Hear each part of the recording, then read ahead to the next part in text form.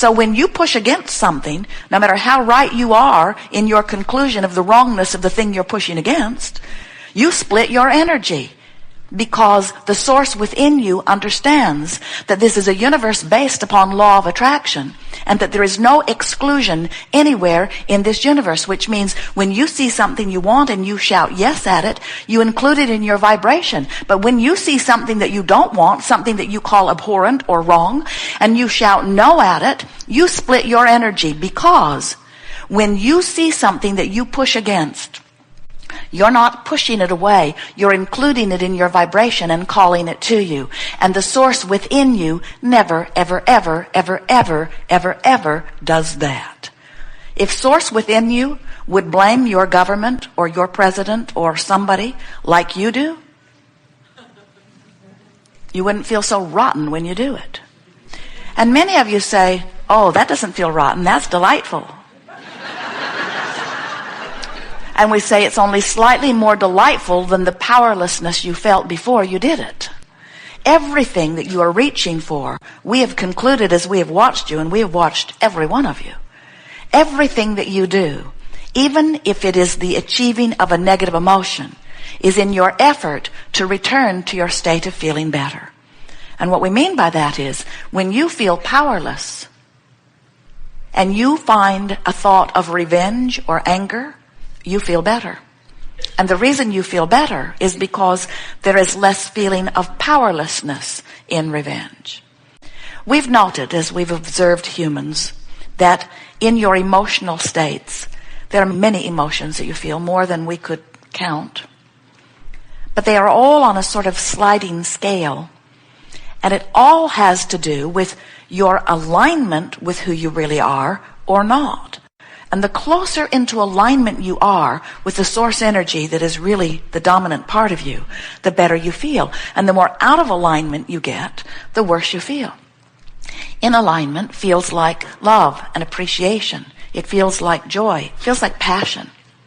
When you're out of alignment, it feels like frustration, overwhelmment. It feels like anger and more anger.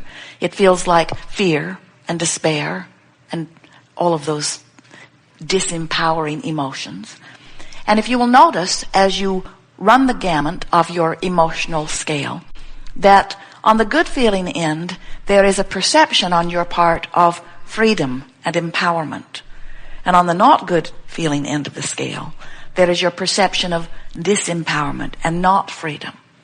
Now we know, because it is the nature of all of us who exist, that at very deep, secure, knowing source levels of our being, we know, which means you know, that you are free. You know that no one can vibrate for you, and that your vibration is your point of attraction. And so with that knowledge, we find freedom. But if you don't have that knowledge, then you might very well perceive erroneously that some condition or some circumstance or some other has power over you, and when you conclude that, you feel horrible because that conclusion is so opposite of what you really know, you see.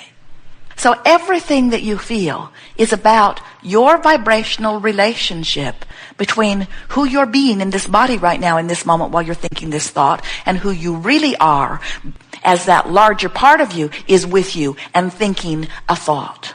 The way you feel is always the barometer of that alignment or misalignment of thought. Imagine taking your canoe down to a very fast-moving river. And as you are approaching the stream with your canoe or your rubber raft, it doesn't matter, you have your paddles already in it, you put it in the stream and you deliberately point it upstream and start paddling. And we say to you, why not turn and go with the flow? And our human friends invariably will say, oh, Abraham, that just seems lazy. Anybody could do that. And besides that, everybody that I know that's worth anything is paddling upstream. We take classes in it. We build our muscles up to do it. And we compare ourselves to one another constantly to see how well we are doing in fighting the current. And we say, but if you would just let go of the paddles, the stream would turn you and you could have a very nice ride on this stream. And our friends, our physical friends, almost always say, but Abraham, you don't understand. My mother paddled upstream, her mother paddled upstream.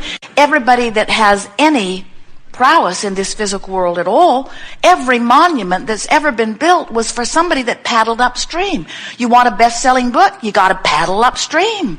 You have to dig deep, deep holes for yourself, and when you climb out, they give you plaques and awards and things. And our human friends tell us, they say, we've heard there's even more rewards in heaven for those who paddle upstream. And we say, and we know, nothing that you want is upstream. Nothing that you want is upstream. Everything that you are asking for is in that flow. And the reason we know that is because we've seen the stream. We know how it progressed. We know that it brought you into this body. And we know that when you give birth to a rocket of desire, it becomes part of that stream. And we know that the source energy part of you has become that which you are asking for. And by law of attraction is summoning you to the expanded version of you. And that is what created the stream. Do you get that? Law of attraction is the basis of this stream. So you are consciousness which comes into this body and thinks a thought that then attracts unto itself. And when you go with that flow, you feel the power of that stream. Jerry and Esther and friends had a wonderful day riding on a very fast-moving river in Colorado. And as they were driving up the canyon in the bus, along with all of the others victims who would soon be in the stream, they were looking at this stream in amazement. They could not believe the speed of it, the ferocity of it, the way the water was spouting up as it was going over the boulders and around the bridge abutments. Esther and Jerry turned to one another more than once and said, we must be out of our minds. And as they put their raft into the river, it was perfectly clear to them. There was no way they were going to paddle upstream in this river. This river was going to have its way with them. And we want to tell you, your river is going to have its way with you too. Because it's a current that got going before you even came into this body, and it's a current that you've added to from the life experience that you've been living as you've been becoming and becoming and becoming and becoming. And this stream is flowing, and you got to go with it if you're going to feel good. You can't buck the current, and when you do, you don't feel good. As Jerry and Esther and their friends were flowing down this river, this raging river, their guide pointed out to them, notice these big rocks in the river. He said, they are rooted to the floor of this riverbed. They're not flowing. And if our raft gets up against them, we have no way of turning the river off. And that fast-moving stream will upend us. It will dump you in the river. Or, worse, it will wedge you in the rocks and the river will just beat the life out of you. And then he called their attention to page 5, paragraph 3 of the release form they'd signed, where the likelihood of them surviving this river trip was very remote. Esther didn't read it, she just signed it. Whatever, she said, whatever. First paragraph was too upsetting to read the rest of it. And our point is, when the living of your life causes you to get this stream moving really fast, and then you get hung up on some issue that has you clinging to the floor of the river doesn't stop. It beats you up. And that's why sometimes friends say to us, Abraham, why is it that when I began doing this work, all hell broke loose in my life? And we say, because when you begin thinking about what you want and why you want it, when you begin allowing yourself to sift through the data of life and let the desire begin to flow in the way that it eternally must, and you don't go with that faster and faster and faster moving river. In other words, a car that's going 100 miles an hour and hits a tree is a bigger problem than a car that goes 5 miles an hour and hits a tree. So the more you live life and the more deliberate you become, the more you deliberately weigh what you're living and identify what you want, the faster your current begins to move. And the faster your current begins to move, the more important it is that you turn and go with the flow. Some of you have been listening to us talking about this emotional scale, and we talk about on one end of it where love and appreciation is, that's where you want to be, and the other end of it where despair, where fear and discouragement are, you don't want to be there. And it gives you the impression that we think that you should turn your boat downstream, put a motor on it, and get all the way over here as quickly as you can to love and appreciation and joy. And we want you to understand that that idea goes against your logic when you understand that the stream is already moving. You don't need to put a motor on your boat. In fact, you don't even need to turn your boat around. You don't have to turn the boat around and paddle downstream. Just stop paddling upstream. When you stop paddling upstream, the current will turn you. So you've just got to stop doing that thing you do that's not letting you go with the flow. And when you stop doing that thing you do that's not letting you go with the flow, you'll begin to go with the flow. And that's the turning point that we want you to be aware of. In the moment that you turn in the stream, that's when the relief factor will be clear to you. Now, you're going to feel a certain kind of relief when you go from absolute despair and feeling of powerlessness into revenge. There's a certain relief in that.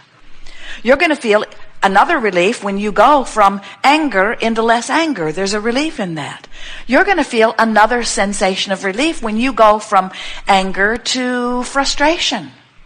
You're even going to feel relief when you go from hoping to believing. You're going to feel relief when you go from believing to knowing. When you make the effort, moment by moment, segment by segment, day by day, to reach for the best feeling thought you can find, where you're looking for things that feel better, not the best feeling thought you've ever thought, just the best one you can find from where you are, so that you are just aware, is this an upstream thought or a downstream thought? Is this an upstream thought or a downstream thought?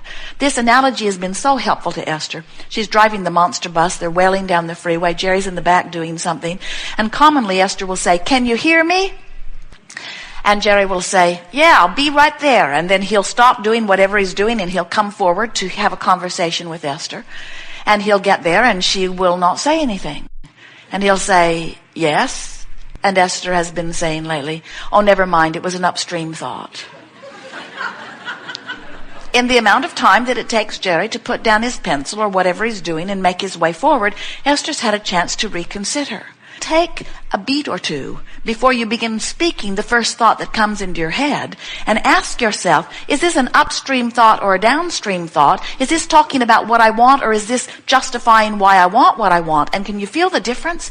There's a big difference between talking about why you want something and defending your reason for wanting it. When you're justifying or rationalizing, when you're pointing out, when you're still pleading your case to your mother, when you're pleading for something, you're upstream. No matter how you try to smile and how sweet you try to make it sound, when you are justifying or defending or rationalizing, you're upstream. And when you stop doing that, when you just withdraw that thought or that comment, you'll feel the stream begin to turn you. And that, friends, is the work.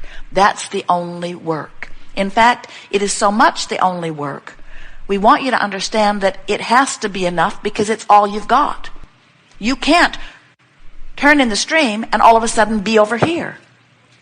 Can you imagine Jerry and Esther saying to the river guide, "Where is this boat going to come out?" And he would say, "Oh, several miles downstream, close to Fort Collins." And so Jerry and Esther would think about it, being the very deliberate creators that they are. And they would tell him, "Well, let's load the boat back up on the bus and let's drive downstream a few miles. We would like to put the boat in the water about 500 yards from where we're going to get out. We like instant manifestation." And he would say, "Okay, crazy lady, but I thought you wanted to ride on the river."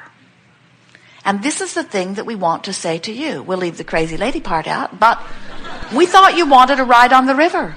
And the reason that we want you to get a sense of this ride on the river is because we know that while you're riding the river, that life is causing you to contribute more to that vibrational escrow. So you're not ever going to get it done. Life's going to cause you to continue to become more, and the non-physical part of you is going to continue to precede you in becoming it, and is going to continue to create the stream by calling you forward. And so you're not ever going to catch up with who you have become, because you are an eternal being.